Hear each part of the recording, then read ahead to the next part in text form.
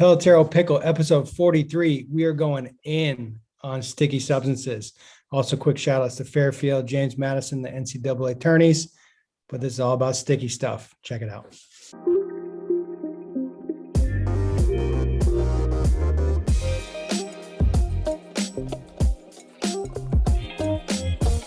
Pelotero Pickle, episode 43. It is Sunday, June 6th. We're recording a little bit earlier this week.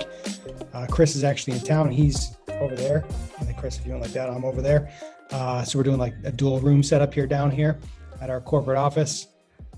Just a quick reminder, if you have topics for us, pickle@pelotero.com. That's our mailbag. Send us your topics. We want to hear from you. Send us your topics, pickle@pelotero.com. Chris, how are you doing today? Oh, Robert, you're in that room. I'm in this room. Have you mentally recovered from me beating you in golf yesterday? There was nothing to recover from. I just putt too much. I didn't make any putts until the last one. I think you legitimately had 40 putts yesterday. Yeah. Ball striking. Not your best putting effort.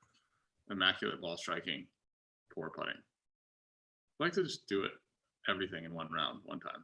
All of them. And this is the second straight round I played with one golf ball. Proud. Yeah. I think I lost 4 golf balls at least. Yeah, but I still beat you, so I got that going for me. Let's jump right into the topics. Well, first, before we get into the topics, I need to shout out Fairfield, the Stags, Coach Courier, my former college coach who's now at Fairfield. They just knocked out Arizona State today. They had them on the ropes on Friday night. They were up 2 in the 8th. Let the game kind of slip away from them. Then they came back. They beat Southern, and then they beat Arizona State today. They're playing Texas tonight for the regional final. They got to beat them twice, which is tall order, but quick shout out to Coach Courier and his guys. Pretty gritty team. We went to the game on Friday, and fun team to watch. They just competed the whole night. The left fielder made a pretty big play late. Took just a horrendous route to a fly ball, but he ended up making the play. Definitely saved the game for Arizona State, but just shout out to those guys. They would have had to beat Texas twice no matter what, because if they had won the first one against Arizona State, then they would have had to beat them yesterday and, then beat them again in the finals probably. But it'll be fun, man. They're a really cool team to watch. They compete. They don't go away. Shortstop's really good. Guerrero kid. Huge at bat today. 3-run homer. Stags, man. It's fun when people are asking, where's Fairfield from? And you say, oh, I know. They're from Connecticut. But it was interesting to me watching it. You got Arizona State guys decked out in their gear, wearing 4 different uniforms in 4 games, 3 different uniforms in 3 games. Fairfield's got guys wearing New Balance shoes and Under Armour batting gloves, and it's all different. It's awesome. They're just really good. They outplayed Arizona State both games, which is cool. So it's like they were obviously really good. They won 37 games, I think, 37-2 or whatever it was, or 36-2 in the regular season, plus the conference tournament. They're good, man. They're good. They're a good team. Yeah, they are used to winning baseball games. They're not used to losing baseball games. So they don't go away. Guerrero had that big 3-run homer today on the street. Yeah, good for them. Happy for them. Any other NCAA stuff you want to touch on? The women's side, we'll get into that a little bit later. Fun to watch though. Any other? Florida, I think, was the biggest letdown of the tournament. They lost their number 1 seed, and they lost the first elimination. They lost their first game. Then they lost like 19-1 against South Alabama, I believe. Just got spanked, absolutely spanked. And they lost to South Florida, and then South Florida beat Miami to go to the championship round. Yeah, not a good showing from a 1 seed when you're hosting. Pretty sure they're hosting. Yeah, that sounded about right. Former teammate Chuck Jerome, assistant coach at Florida. I get to wear him out now. We'll have to talk to him about that. All right, let's jump into the biggest story in baseball right now, which should it even be a story? There's a big article that came out on Sports Illustrated, MLB sticky situation. I feel like we talk about this every week, but this article is just like over the top. It's just way over the top. I did the whole floor ceiling thing, I think 2 weeks ago now. You have some pretty strong opinions about this, so I'm excited to get into your thoughts. The one thing that I think both of us keep going back to is the best hitters are still hitting. So some of the wording in this article was absurd, like impossible to hit and like just way too far. But like Vladdy Jr., he don't care about no sticky situation. He's still hitting. Ronald Acuna is still hitting. Juan Soto still hitting. Like these guys, like the best hitters are still hitting. It's just, yeah. Thoughts? I am astounded at how far this has gone, but I shouldn't be, because this is a very typical MLB thing to do. Is once there's enough noise on the other side, from both sides, I guess, from the fans, from the players, then all of a sudden MLB decides to react. And now you've got umpires are going to be checking players' gloves. And, when they come out of games, they said, don't find it surprising if, you see 8 to 10 glove checks per game. Let me tell you something. People have been putting sticky stuff on their fingers for probably the better part of 100 years. And everybody's known about it. People have talked about it openly. But right now, it is just, catching everybody's attention. And it's probably because the league's hitting 237, which is terrible. I understand having sticky stuff on your hands. I can't tell you how many times I literally handed a pine tar rag to one of my pitchers. I literally brought down the rosin pine tar. I watched guys in the clubhouse shave their arms, cover it in sunblock and rosin and whatever other sticky crap. And every hitter just understood that it was happening, and frankly, probably didn't care. The problem right now is we're literally throwing four-seam fastballs, and that's what people are complaining about. They're complaining about four-seam fastballs because the spin on four-seam fastballs, guys are swinging under the ball and striking out a ton. And because of that, and a combination of a million other factors, guys using more breaking stuff early in counts, or like breaking ball usage is higher.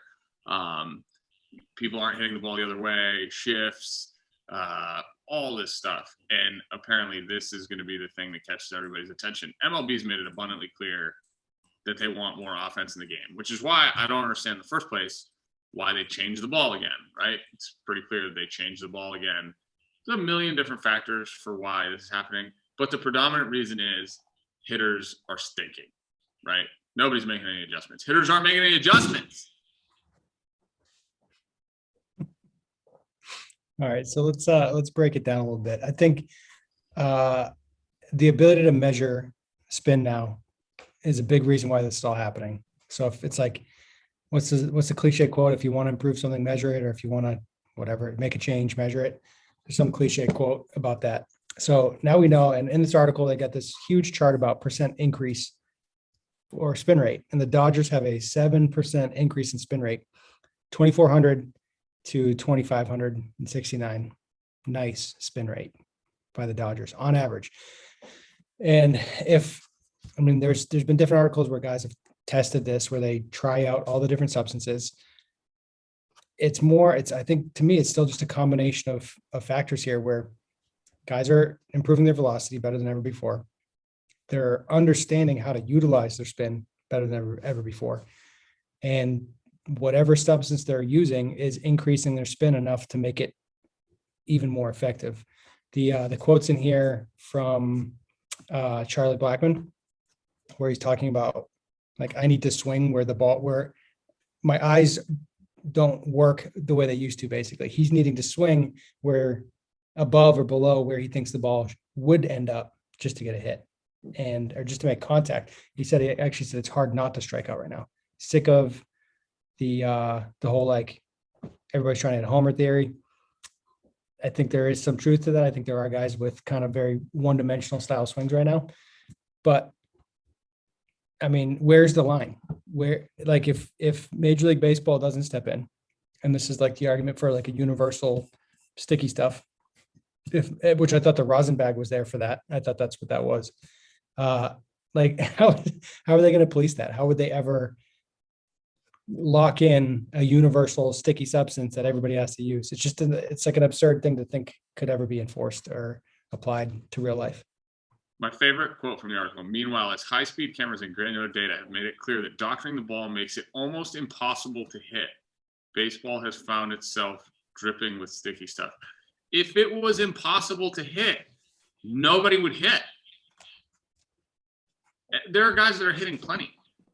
Vlad Guerrero's on pace to have probably the best offensive year that anybody's had in the last, I don't know, 10, 20, maybe, since like Barry Bonds. Is that fair to say? He has a very real chance of OPSing 1,200. I mean, hitting has always been about counteracting what the pitchers are doing. And I completely understand, like, Blackman's take, okay, stuff's moving a lot. Sure, guys are nastier. Sure. I mean, like, when you're struggling as a hitter, like Charlie Blackman, like 2 years ago or last year, they were talking about him hitting 400. Literally, they were talking about him having a chance at hitting 400. And then he went on like this massive downturn that saw him almost not hit 300.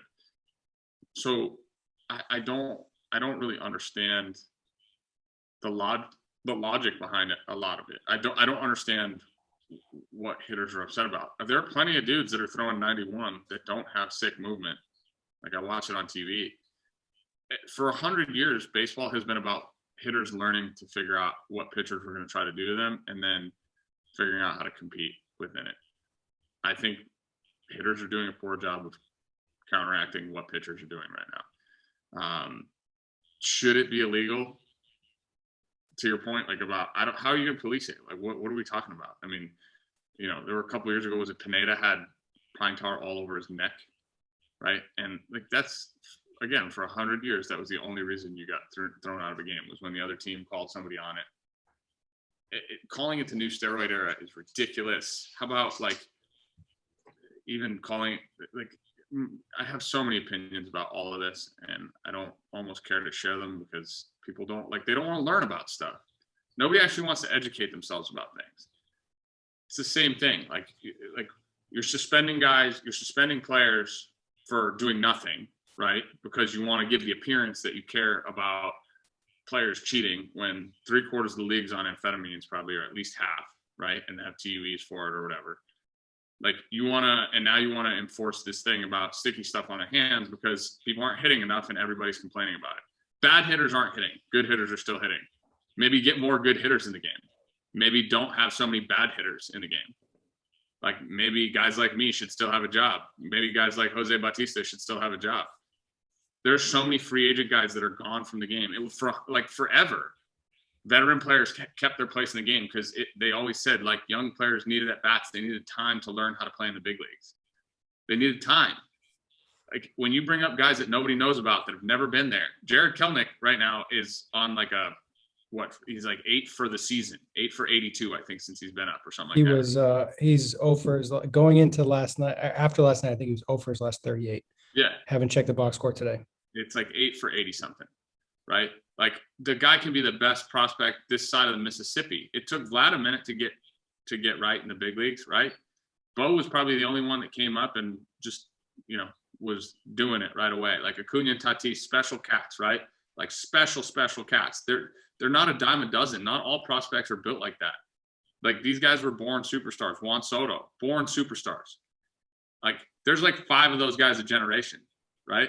And I just probably named 5 of them. Like, and we're trying to bring these other kids up and, like, have them hit against pitchers when they don't know how to develop plans in hitting.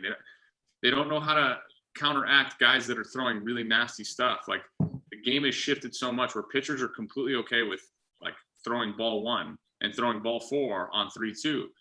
Like, they're going after strikeouts because they think they can get them. They're not pitching to contact anymore. So hitters need to build separate plans. I completely understand Charlie Blackman's position. That's a guy whose opinion I respect because he's a guy that's been in the big leagues for a long time and done it. I think he's being a little extreme in his quote. Like, he's like, I'm swinging to an area and the ball's ending up somewhere different. I mean, I don't know. I think it's a little exaggerated. Have I heard stuff about, like, there was some special sticky stuff coming out of the Astros training room? Yeah. Or whatever it was, whatever, clubby room, whatever you want to call it. Has that stuff made its way around? Sure. I mean, is there any substance on earth that can really affect pitchers' ability that much to make them monumentally better than what they are? I don't know. So let me ask you this. at what point would it need to get to for you? Like if you were still playing at the major league level, at what point would you start to say, hey, this is out of hand? Or would you just keep your mouth shut and compete? If the best hitters in the game were hitting 280 every year, if the best hitters in the game were hitting 270, like every year somebody's hitting 330, 340, like it's still happening. And people want to say batting average doesn't matter or whatever. Like, again, I think that the emphasis on the fact that making an out is much more acceptable in the eyes of the offense. It's much more acceptable. Like, hitters are being taught that making an out is okay if they make it on proper terms. And like, it's just backwards, right? They're telling guys, hey, keep hitting the ball hard into the pull side shift. Dude, you're out. You're out. Like, the name of the game is getting on first base. Like, at what point would it change? Like, when I saw the best hitters not be able to do the things that they do. Guys like David Fletcher strike out like 25 times a year, right? Like, the guys that are the lowest strikeout guys are like 30, 40, 50 strikeouts a year. It's still like, those parts are still the same. So if the best guys are doing it, why aren't we holding ourselves to those standards as the other hitters, the worst hitters, the second tier, third tier, fourth tier guys, right? If striking out's a problem, stop striking out. Figure out how to put balls in play sooner. Figure out how to stay on top, hit balls on the ground, get back to punching balls through the shift. Like, there's simple ways to counteract what the pitchers are doing. It's a choice at this point not to. Cedric Rosenthal wrote the article about Cedric Mullins. Cedric Mullins is doing things differently. Nobody's bunting for a hit anymore. Cedric Mullins is beating shifts, hitting 300. That's changing his confidence. It's changing his ability to get things done. You watch it in the college game right now. Guys bunting for hits. Guys hitting and running, moving runners. You remember when the hit and run and the Butcher Boy were things that you used to do to like get a guy that was struggling going because you had a chance to take thought away from him? Instead, now everybody's thinking about like, how do I put my A swing on this guy's pitch? Like, no, how about we take the thinking out of it? I was watching the Cardinals and the Dodgers the other night. The kid playing shortstop for the Cardinals is Edmundo Sosa because DeJong's out. Sosa was like 0 for his last 24. Runners on first and second or whatever it was in extra innings, or just runner on second, sorry. And they put the bunt on, and he messed it up the first time. And then with 2 strikes, he ended up butcher boying. So he pulled it back and swung. Guess what he did? Got a hit. Weird. Like, took an 0 for 24, turned it into a hit. Like, that's playing baseball. Managers having enough feel to talk to their guys, understanding when their players are struggling and they need just to take the thinking out of it. Like, I talked to a million college kids about hitting. I talked to a million pro kids about hitting.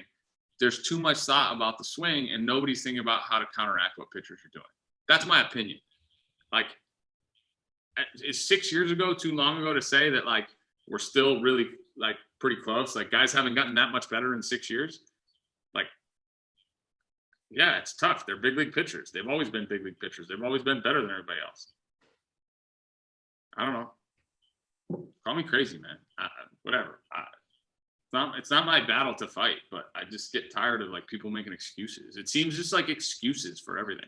Should pitchers put sticky stuff on their hands? Probably not.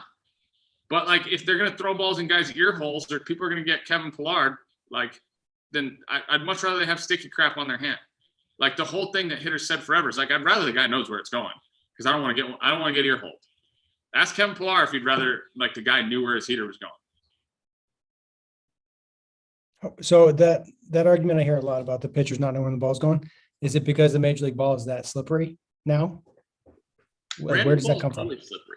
Brand new balls are always slippery. Like, yeah, but they're supposed to put the mud on. They get that special rub that they put on them. The mud, the rub it's still slick. Brand new ball's still slick. You've picked one up. You threw the home run derby. Like, if your palms aren't sweaty, if your palms aren't sweaty, knees weak, arms and heavy. I heard that song yesterday. But if you don't have a little tack on your hand, if your hands aren't wet, that ball gets slick. If you have dry skin, right? All the balls get slick. So, again, like, I mean, if changing spin rates by I don't know what the difference between 500 RPMs is. I don't know what that translates into for my eyeballs. Like, people 500 is a lot. 500 on a 4-seam. Okay. If you have good spin access, yeah, sure. That's like probably 2 inches of lift. But what matters is what perceived difference is to me, right? Like, what perceived difference is to me. Now, if I know after the first 4-seamer that a guy throws me that that's what it looks like, then I have to swing above the ball, right? Like, I would want to see the difference between 200 to 500 RPMs. Like, let's go run that test, and I'll tell you what the difference looks like to me. I always used to tell people, The only way I knew if a guy was throwing hard was after my first swing. If I like swung underneath a fastball, a four-seam fastball, and didn't get to it. Like, because I watched from the side and I'd be like, well, it might be 95, it might be 85, it might be. I couldn't tell. I like watching it from the side. I could never tell. And obviously, the guys that had a little bit of carry, like that made an impact. You know, again, I think going to the automated strike zone would make it even worse. By the way, like just FYI, because now guys are going to get away with pitches where they don't hit their spots. I can't believe my tweet didn't get more attention the other day. The guy, No attention. That tweet got no love. Will Smith set up at the top of the zone. The dude threw it right down the middle, like bottom of the zone, right down the middle. Ball. And it should be a ball because he missed his spot. He didn't deserve that pitch. He didn't earn it. Like, he didn't earn that pitch. Hit a spot, bro. Like, you're trying to throw it up here, throw it up there. I think it's all this huge conundrum. I think, obviously, people talking about it on social media. I'm sure MLB has detective teams that are seeing what the volume of traffic is on sticky balls and social media. Ball's been sticky for like the last 5 years. It's like it's an institutional failure because like they've let people get away with it. Now you're going to just hold the guys. It's such a double standard. It's so hypocritical. It's like, whatever. Now just scapegoat players. That's what it is. Just go scapegoat players. That's what they've done forever.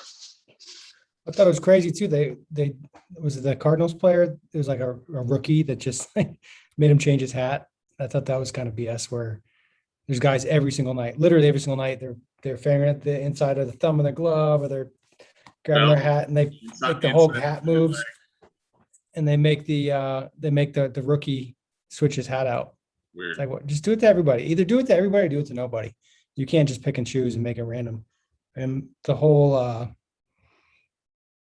the part where they were talking about they're gonna bring in gloves for inspection and check foul balls and all this stuff. The quote in the article, I want to know what they meant by when it said it ripped 3 inches of seams off the ball. Like, what does that mean? It's typical exaggerated fake news. There's no scenario in which 3 inches of seams came off the ball when a guy threw it. Like unless the ball was actually just cut, in exactly. which case that completely sticky stuff. No, like we're talking about, like I got a ball right here. We're talking about like you touch the ball and it ripped off the ball, like the seam ripped. Is that what they were trying to imply? That's absurd. But they were saying that they could see like the fingerprints in the ball, like from the fingerprint thing. I get because again, with the mud on the ball already, like the mud that's rubbed into kicked in those balls makes them pretty dark, right? So they already get dark. So now if you just happen to get like something sticky on it, it's going to peel it off. Like, and this ball is still pretty slick. This is a fresh 100 years ball from Fenway. You see that 100-year ball? So that's a 2012 baseball. Still pretty slick. No, this ball has not been mudded though. No mud on this ball. I need to rub it in. So I never had an issue with the slickness because I was a big sweater. I was always sweating. I had to like rub my hands in the dirt to get my hands to not be sweaty. So I could always just like, rub my forearm. I didn't even need to rub my forearm. I just take my hand out and it's just had ample amounts of sweat and grip. So I never really had an issue with that. Never really used rosin other than to like be cool when I got like the cheap like Easton rosin bag when I was like 10 years old. You went to bouncing it on my hand. When you went to the pitcher's mound to like talk to the pitcher and like you had to pretend you were doing something that was more important while you were there just to like calm him down. You just went and picked up the rosin, flipped it over, hit it on the back of your hand. I hated rosin. I hated that feeling on my bare hands. I hated it because it's like made it tacky and sticky and whatever. I certainly understand when your hand is slick, what it would feel like to throw a ball. Like I've been there because it happens to me in basketball. Like when I play basketball, my hands aren't big enough and my hands are cold. When my hands are cold, they get really slippery. So I always like, that powder that like LeBron throws up in there. That's actually sticky powder. It's a Mueller like sticky powder, right? And they used to have it. I remember Daryl Dawkins used to use it all the time when he played in Italy for my dad's team. I think this is all hogwash. The question I have is whether MLB actually likes the fact that people talk about it, good or bad, right? Like it was like, I heard a story way back when Tom Brady was getting suspended, right? And they waited till after the Super Bowl, they waited till the offseason because then everybody was still talking about the NFL. And if they're talking about the NFL, it's good for the industry because people then are going to go look up articles, they're going to want to watch the games, they're going to want to hear the stories. So are the stories good for MLB? Like is MLB at the end of the day accomplishing its goal of just being relevant? because let's face it, like numbers have been going down or whatever. And from what I understand, they're back this year a little bit because people, I don't know, missed going to games or whatever it may be. I don't know. I still think, I don't know, for 100 years we counteracted what the best pitchers were doing. They're not superhuman. Like, I'm telling you, they're not superhuman. Not every guy throws 95. Like, I've watched the games. They're not all throwing 100. I know, like, it feels like they are because there's plenty of them. I saw a reliever come in the other day. It was like 91. And I was like, oh, all right, those guys still exist.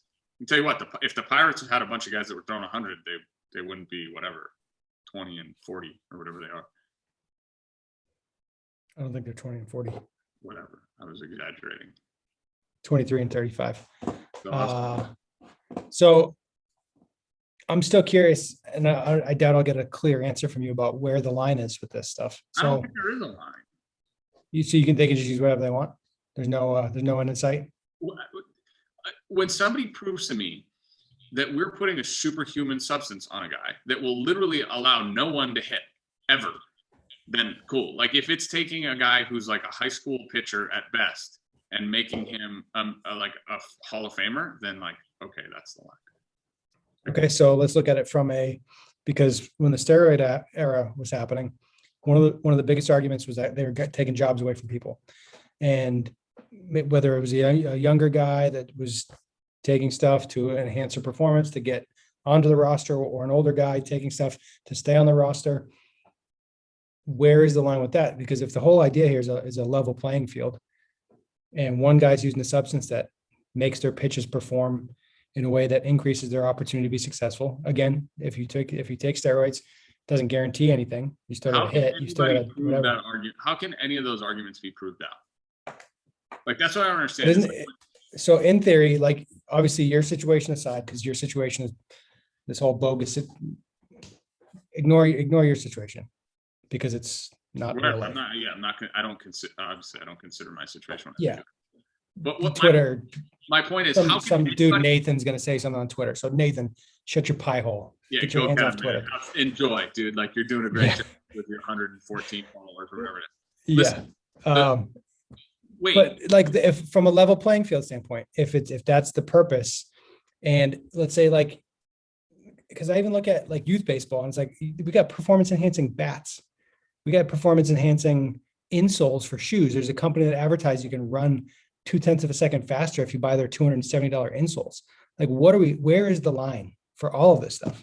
What I'm saying to you, and what I'll continue to say, is because we can never clone, right, to our world and put it directly alongside with the one that exists and alter one little detail, we have no way of knowing. Like, we have no way of knowing in the steroid era if, whoever, like, and I'll just, like, the guys that ended up having like forearms like this and shoulders like that, like, did it ultimately really impact those guys' ability to stay in the game for 10 years? We can presume that it did. And logically speaking, like, yeah, probably, but there's no way of me knowing. Like, I'm trying to think of like a good example. Like, and I would I have a couple examples. In running, Nike came out with a pair of shoes that had like a metal plate in them that like increased like the rebound effect, and it was like it transferred energy better and it allowed guys to run faster, and those shoes were banned. In swimming, they started wearing like the full leggings and the full suits, increased buoyancy, and world records were just dropping like crazy because swimmers didn't have to spend their energy staying afloat. They could just skim atop the water.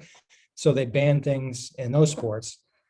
In horse racing, the Kentucky Derby or whatever, the guy with the white hair that wins all the races just got banned for 2 years from whatever because his horse tested positive for steroids.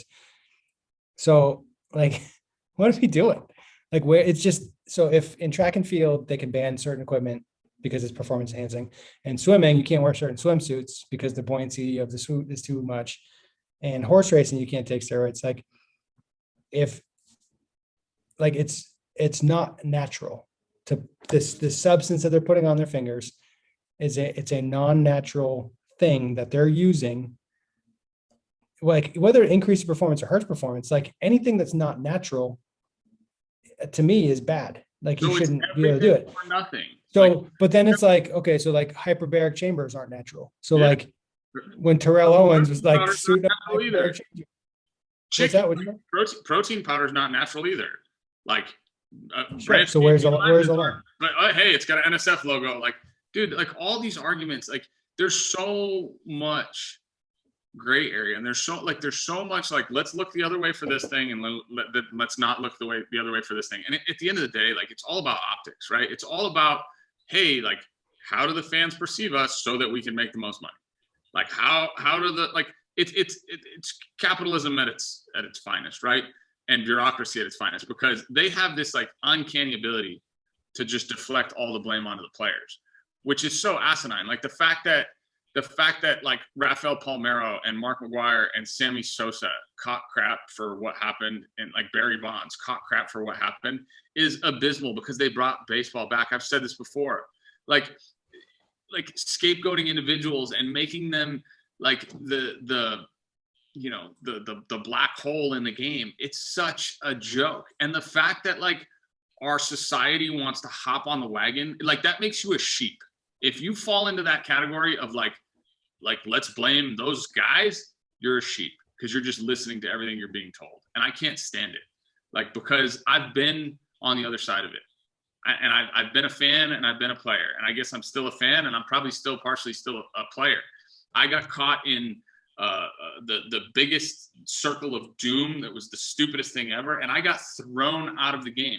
And anybody that doesn't get to play this game or get to be part of it, like they can never possibly understand what it's like until they have something similar happen to themselves. Like to not, you have no perspective. Are there bad people out there doing bad things? Absolutely. Sure. It happens everywhere. It will happen for the rest of time. For the rest of time, there will always be bad people doing bad things. There will always be criminals in society that are trying to stay ahead of the police, and they'll always stay ahead of the police. Like the issue, Bobby, is like we keep trying to have these like governing bodies like catch up. Like you have to catch up to what criminals are doing, right? As the cops. And if you have to do that, you're always going to be behind. So then you're going to start really like doing things that on the surface you think are good. Like, are we literally going to check every pitcher's fingers before they pitch? Is that what we're going to do? We're going to like go into the insides of their pants and like check all the old traditional ways. And then you know what, Bobby? They're going to find another way to cheat. They're going to find another way to do it. Like there will always be somebody on the other side of it. Like, so it's either everything or nothing. And if it's everything, like at some point, like, and it's probably already happening, you're like taken away from what the game is meant to be. Like, you can just let people play. Like, don't you want to see the best players in the world doing the best things? Is that not what we're trying to do? That part of the issue to me is what I'm telling you is like the best players in the world aren't all in the big league right now. They're not. Like, you don't have all the best players in the world. You have like some, and then like a bunch of other dudes. How do you really feel about it though? If we really get down to it, how do you? I feel like I have a man bun at 37 years old, and I like it. Yeah, it plays. It plays. I completely agree with you that there's no way to truly police this stuff or ever like prevent it from happening, because you're not dealing with a group of 100% moral people that are just going to like always follow the rules and always play nice. It's competitive. It's cutthroat. That's never going to change with the game. So people are going to try to find ways to get on top of it. And the reward is worth it for them. The real question is like, where is the line of the moral compass, and where does it have to get drawn, right? Like, where is the, what background did you grow up in? And we've talked about this before, right? Like, where, as a human, as an individual, like when you turn around and other people are doing stuff and you're like trying to compete at that level, like I've used the gladiator reference before, right? Like, sport is modern day's reflection of war. So like there's like a cliche line: if you ain't cheating, you ain't trying, right? Like where is that line? Where is that line always going to be? You watch boxers in the ring, right? They're about to get broken up, and they give a right to the ribs to the guy, right? Like they're in the little what do they call it? Scrum, grapple, clinch or hold. Clinch, yeah, clinch. You're in a clinch. Happens all the time. Guys like throw a little punch, right? track stars trying to get off before the gun, and obviously, like you're always trying to be if the people that are trying to be the best are trying to be the best more often than not. And if they find a way to potentially get an advantage, they're going to. That's been the name of sport forever. Where's the moral line? Like I don't know. Like somebody says like you said it before, like these shoes could be like a PED, like or performance enhancer, whatever. Like chicken could be a performance enhancer. Like Babe Ruth used to eat hot dogs and drink whiskey. Like now people eat grilled chicken and quinoa. Is that a performance enhancer? Quinoa. I just pictured Babe Ruth like sitting down to a nice plate of steamed broccoli and quinoa. Yeah, he's like, nah, let me hit that hot dog over there, dog. Like, Bobby, when push comes to shove, and I say this all the time, like, the mind is the most powerful tool. Like, if you're an athlete, you just need your mind. And like all these things that we're talking about, they're what give players peace of mind and the ability to perform, right? Like you get used to performing in a certain way. You build a routine, you do certain things a certain way, and your brain tells you whether or not it's good. Like you're doing the things you need to do to be successful, right? Like, do you need to tie your shoes and double knots every day to feel like you're going to get hits? Like, if you believe that in your head, then yeah, you do. Like, if you believe that you need to lift a lot of weights to get hits, then you do. Like, it's part of routines. It's part of like that's human nature, right? Like Crash Davis said it. Player that's on a streak that believes he's on a streak for a certain reason is on a streak for that reason. Like, well, you just brought up the brain being the most powerful tool, that being the most powerful tool and the thing that matters the most. How about like Adderall? Like that's like this so simple. Like if Adderall is allowed in schools, and like I could study for my to pass the bar exam to become a lawyer, go to the MCAT to become a doctor, and I can take Adderall. Like, isn't that a performance? That's not non-natural drug that you take to make your brain fire in a completely different way. Like, that's scary. And half of Major League Baseball is taking. I don't know if it's half. Like, I'm making that number up, right? But I know that there's like an ample amount of dudes that are taking some sort of amphetamine in the big leagues and like aren't ADD or ADHD or whatever you want to call it, right? Like, so I mean, like, dude, look, like, you play a 162 game season. Like, if you need an amphetamine, like cool, man. Like, be my guest. Like, I didn't. I just drank coffee. And like, is caffeine performance enhancer? Like, at what point? It's a stimulant. I think there's a threshold. If you drink like 6 cups or 9 cups or something like that, it's there is a level that you can. But at that point, your heart's probably in bad shape, so you shouldn't do that. I've never had Adderall, Vyvanse, like any of that stuff. I never tried it. But like, I would have friends tell me that they could stay up for like 48 hours and like bang through their finals in school and like study for their tests and write papers and stuff like that. And they just said like they locked it in. Like they would just be like completely locked in. So like, how is that not more important than, what the dudes are? So my Adderall story is, I knew kids at my school that had a prescription for Adderall and sold them. So for their beer money or whatever they were using the cash for, but they would sell them to people to study for exams and like finals. They're like, oh, I had to get my prescription refilled so I can make some money. I think it was like 1 for 7, 2 for 10 was like the going rate for Adderall. It's like, okay, this was happening like during the steroid era. Like when I'm pretty sure I remember flying on JetBlue to Florida for one of our spring break trips, and like it was the Palmero was on the Congress floors doing. I didn't do whatever it said, but it was like I almost wrote an article for the school paper. I felt compelled to. I probably should have, about like the hypocrisy of the whole thing, where it's like we've got Major League Baseball players doing things that our students in this school are doing, and nobody's. Like, kids are getting into grad school based off the results of these tests. Kids are getting into med school, law school. Like, this is bad for the world, and nobody cares. Happening every university in the world is happening. Nobody cares. So Major League Baseball was mad that the Astros were stealing signs from their team, right? But now offense is way down in the big leagues, so they want to move the mound back, and they want that, like, and they want to not allow pitchers to pick off. And like think about how hypocritical this all is, right? So like MLB needs offense, right? They need offense to make the game exciting accordingly, right? But like when the ball was juiced, there were too many home runs. So like now they unjuice the ball and now there's not enough offense. So they're like, let's move the mound back. Like you're literally like going this back and forth route instead of letting the game police itself. Like it all comes back to this, Bobby. Forever, baseball policed itself. Like you didn't need a governing body to tell you, yes, yes, yes, no, no, no. You slap on the wrist, do this, whatever. Like if people in the dugouts had a problem with it, they took care of it. But now you're not allowed to do those things. When it all comes full circle, like if this was 40 years ago, right? Let's just call it 40 years ago. And the Astros were stealing signs the way they were, and the other teams didn't like it. Those dudes were all getting drilled every game. Right?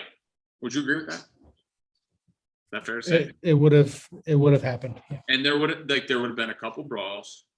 Like Correa would have got punched in the face, whatever. And it would have kept happening until they were like, you know what, we probably shouldn't do that anymore. Well, do you remember when Getty told us a story about Roger Clemens? There's one night in the clubhouse in 2006. Getty came in. He was telling a story about playing in the Royals. I'll never forget this story because he was talking about how intimidating Clemens was on the mound, and they were relaying signs from second base, and Clemens like stepped off the mound and was like, "Don't do that." And he said he could see the white in the guy's eyes on second base because he was so wide-eyed and scared. But like if they kept doing it, Clemens would have said something else. Like he handled it. He said, "Stop doing that," and they stopped. We just live in a day and age where it's way easier to complain about something and try to get somebody else to do it for you. Like, whatever, man. Like, you got a problem with something, do something about it. It's like the same. This is like basic human nature. Like everybody wants to complain about stuff, but they don't do anything about it. Like everybody's complaining. Wah, I don't like this. I don't like that. Go do something about it. You don't like it, change it. Our forefathers didn't like the way they were being treated. They broke away from England. Good for them. Like the greatest move in the world in the history of time. That's what the United States was born off. They didn't like the way they were being treated. You don't like the way you're being treated? Go do something about it. Like stop going to complain to somebody else about it. And then like, wah, like it's just, it's a very like, oh, feel bad for me generation. We're in a feel bad for me generation. And I hate saying it because there are certain sections of the public, like from a social standpoint, like I feel bad for people that are incapacitated, people that have, they grow up in poverty. Like we all, like you should feel bad for those people. But like, instead of like enabling people's ability to complain about things, like you should go help, you should go do something about it. You should go make a change. Like, right? Make a change. Like everybody has certain things that are working against them in the world. Like every person has things working against them. Like it just seems like it's much easier to hear the complaints about it. Like now it's just much easier to hear the complaint about this. Oh, the sticky stuff on the ball. Like, yeah, it sucks. Figure it out, dude. Go figure out how to hit better. Go figure out how to steal signs again. What do you want me to tell you? Like, I don't know. It's been cat and mouse game for hundreds of years, and now we're just everything like hard line, and not letting the game be policed by itself. To me, that's like the biggest problem with it all. Yeah, that's good. I think we can move on from that topic. Cool. That's good. Quick softball, NCAA softball tournament stuff. James Madison upset Oklahoma. Odyssey Alexander. I had no idea how to pronounce her name. I was trying to figure it out. I thought it was Odici, which could have been cool. And that's what you thought too, for the Italian, the double C there. Just an absolute beast. She's awesome to watch. Big time competitor. They lost today to them to force the elimination game. Alabama, Montana Fouts with the 21st birthday, perfect game with 21 outs in the year 2021. And hadn't had a perfect game in 21 years at the NCAA tournament, which is cool. It's a lot of 21s, but she was absolutely dominant, throwing like 73, 74. Big controversy in the softball world is they're throwing bullet spin or rifle spin rise balls, And everybody's like, it's not a rise ball, it's a bullet spin, whatever. All the new age people are saying it's not a rise, but it's still a rise. It just has bullet spin. So everybody's freaking out. Another argument about nothing. Really fun to watch though. It's just like it still goes up. Like now you just know what it's called. So like you're not calling it a rise ball because you're trying to be more accurate, but it's still a rise. So James Madison versus Oklahoma, Florida State versus Alabama. They both have to play the if necessary games to get the get poop to or that get final off the pot game for everybody. It is. It is. James Madison had I can't remember her name right now, but shortstop, 2 3-run homers against Oklahoma, which is exciting. Yeah, really fun. It's just a fun product. It's like if you took baseball and like wound it up like a wind-up toy and just let it go. It's just everything's fast, everything's quicker. It's really a fun game to watch. I wish the bases were like a little bit further apart. Like 5 feet. I don't know, but I just wish they were a little further apart because it just seems like it's too easy to get from A to B. Like you look up, like the ball's in the gap, and you're like, "Oh, like is she gonna score?" And then she's scored already. And I don't know. I mean, I don't know. But so the thing, it keeps the short game as at a premium. So if you made the bases longer, you might take away some of the short game stuff. Sure. I'm sure the dimensions were made that way on purpose. Like I'm just speaking out loud. It's the softball's been awesome. Like I enjoy watching the softball. Huge Alabama homer, and by homer I mean like just go Pat Murphy because he's the man. Love that guy. And if NC State were in the tournament, I would be like, go NC State because the Swifts are cool. And if Carlton and UT, which one is it? UTSA. Yeah, if they were in the World Series, I'd probably root for them. I wouldn't know who to root for. It's amazing how when you have a connection to a program, you just root for them. Is that weird how that works? No, I mean you just feel like it's a personal thing. You know, Coach Murphy to me is obviously a legend, and he, you know, obviously the friendship built with him is awesome. I'm very supportive of his team and the program and the culture that he builds around there too.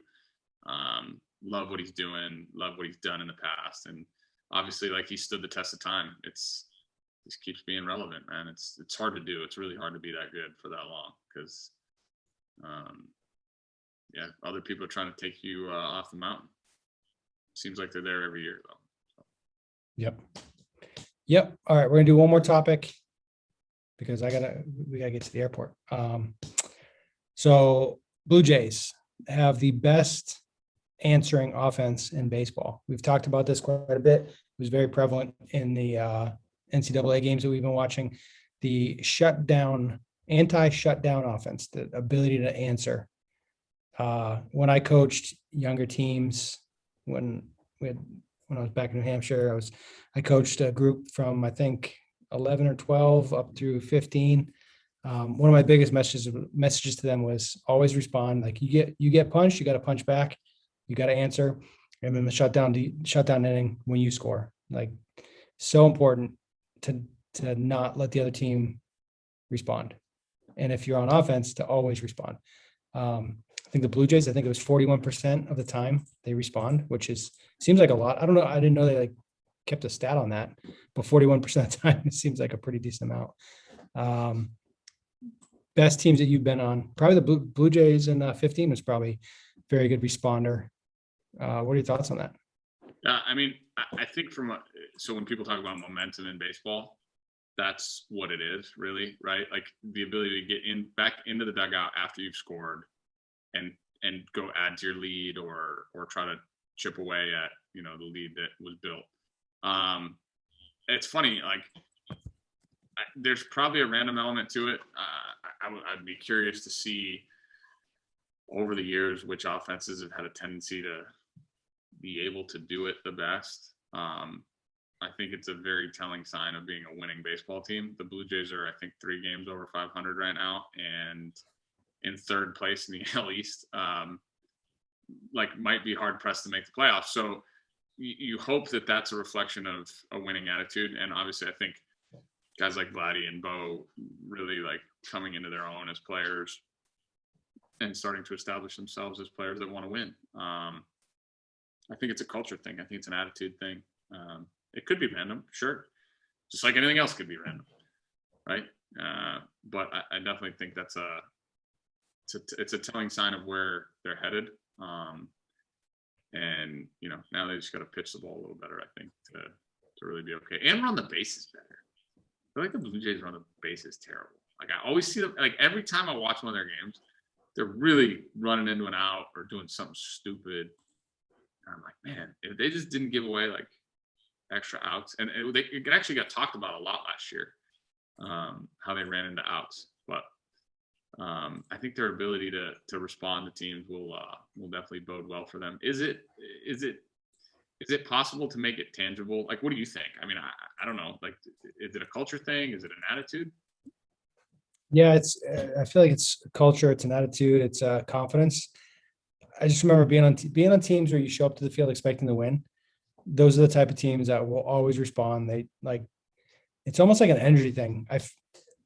More than anywhere else in my life, I feel like I can read the energy of a baseball game. I struggle with it in normal life. Like I just don't get a feel for it like I do with baseball. It's almost like when a run scores in baseball, it's like that energy's been created and the other team has to match it. And then when you score, you've created the energy, but you have to shut it down to keep it with you. It's like a weird kind of ebb and flow type of thing that I've always had like a feel for with baseball. So the teams that do it well, they hold on to that energy. They don't give it away. That's why I hate when guys get like all excited about stuff. Cause like you're amping up you're giving energy to them too. You're not just hyping up your guys. So it's a weird situation where I just have always had like a feel for it. And the better teams just hold it better. Well, you see it in college baseball a lot, right? So Fairfield, certainly a really talented team, but you knew Arizona State was going to challenge in the 8th and 9th, right? Like you just knew it was going to happen. And not because Fairfield's not as good as them or they couldn't do it, but right, like I think they needed to live that experience to know that they could go beat them today. And they got second and third tonight too, right? In the last inning.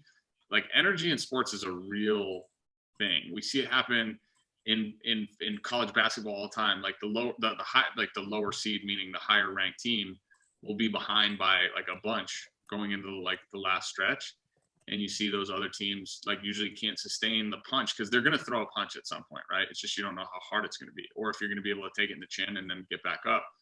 So, I mean, I think there's definitely something to it, and baseball's it's an interesting game. It's got its little nuances, and I think you're right about the energy thing for sure, where you can kind of read it. Like, and if you watch the college games, it's so funny because you see it every night. Like you see it day in and day out, and like they play emotional baseball games instead of like, it's instead of running the marathon, they try to run sprints, and then when you run sprints, you run out of energy pretty quick. Yep, absolutely. I think that's going to wrap it for us. That was a good episode. Good ranting. Well done. You did it. Pickle out!